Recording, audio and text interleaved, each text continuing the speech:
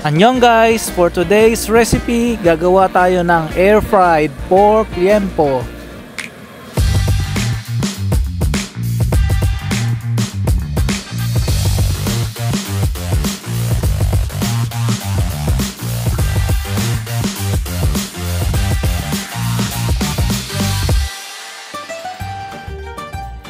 Grabe, nag-crave na naman ako sa Filipino food. At ito, for today's recipe, gagawa tayo ng pork liempo. Meron tayo ditong pork belly. So meron siyang skin. So mas masarap kung mayroong skin. Karamihan kasi dito sa Korea walang skin. Mahirap makahanap nung may balat. So yan, may nakita ko may balat, kaya naisipan ko gumawa ng pork liempo, yung iniihaw sa atin, di ba?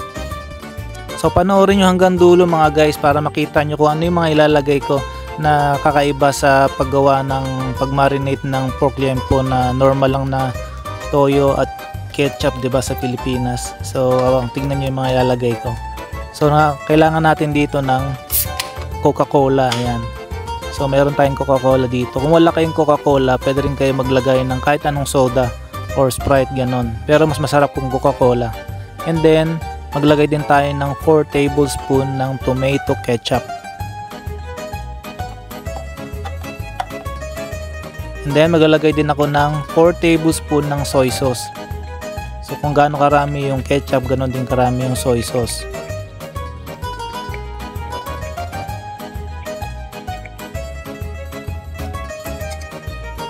Ayan, and then maglalagay tayo ng kalamansi. So tunay na kalamansi juice to guys ha. Kung wala rin kayong kalamansi, pwede rin kayo maglagay ng lemon. At maglalagay din ako ng vinegar, yung cane vinegar yun na gamit ko. At maglalagay din ako ng 2 tablespoon ng mascobado sugar. So mas masarap yung mascobado. Kung wala naman, pwede rin kayo maglagay ng brown sugar dyan. Tapos maglalagay din ako nitong mamasitas atsuete powder. And then 2 tablespoon ng garlic, fresh garlic. And then ito, meron din tayo ditong tanglad yan. So frozen to guys ha. Kaya mas kung ako sa inyo, kung meron kayong fresh na tanglad, i-freezer nyo muna para mas madali siyang i-grate. Yan, gumamit lang ako dyan ng cheese grater. So yung ating tawag dito, yung ating ginger, frozen din yan, kaya madaling i-grate. So maglagay lang tayo ng asin at paminta para sa lasa, makuha nyo yung lasa, bahala na kayo yan, to taste yan. Then maglalagay din ako ng 2 tablespoon ng oil. So ganyan lang, mix lang natin yan, mix lang natin maigi, and then imamarinate na natin yung ating pork belly.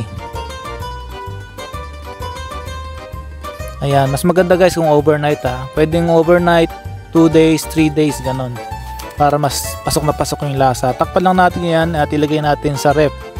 So ibababad ko siya ng overnight.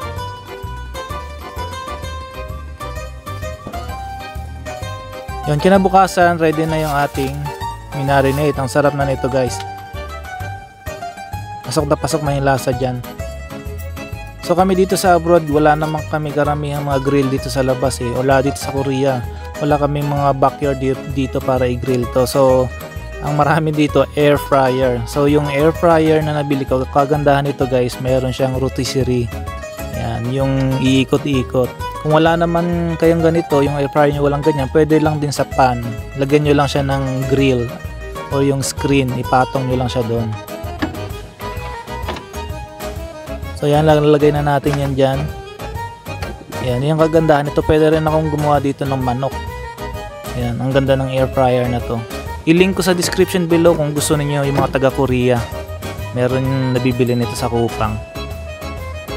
And then i-bake lang natin to ng 180 degrees Celsius for 35 minutes. Pwede kayong mag-adjust dyan. Kung depende sa air fryer na gamit niyo, pwede niyo babaan yung temperature. And ito na yung ating resulta. Yan, napakaganda, 'di ba? Nagmamantika. So yung nagka-caramelize na yung sugar tsaka yung Coca-Cola. So ang sarap nito guys. At ang lasa nito parang baliwag, ganon, parang andoks lechon manok. Kung gusto niyo ng recipe ng andoks lechon manok guys, kalasang-kalasa niya talaga at maraming mga gandang comments doon sa recipe ko na yon. Panoorin nyo, nasa video dito sa mga playlist ko. Tingnan nyo na lang yung andoks lechon manok. So gayahin nyo yon. So again, thank you mga guys. Thank you for watching. Sana nagustuhan nyo yung ating video for today and yung ating recipe. Kung nagustuhan nyo yan, please follow yung aking YouTube channel, yung Facebook, yung TikTok, mayroon tayo dyan, pati Instagram para sa iba pang mga cooking videos na Filipino recipe.